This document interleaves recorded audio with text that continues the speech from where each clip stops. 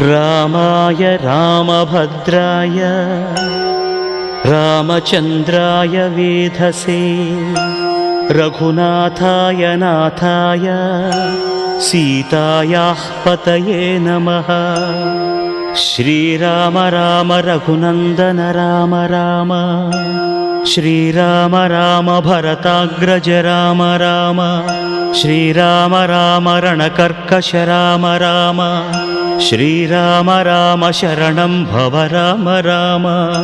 श्रीरामचन्द्र चरणौ मनसा स्मरामि श्रीरामचन्द्र चरणौ वचसा गृह्णामि श्रीरामचन्द्र चरणौ शिरसा नमामि श्रीरामचन्द्र चरणौ शरणं प्रपद्ये।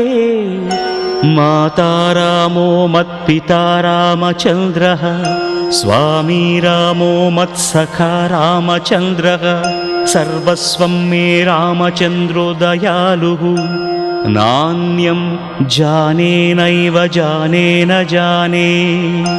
दक्षिणे लक्ष्मणो यस्य वामे च जनकात्मजा पुरतो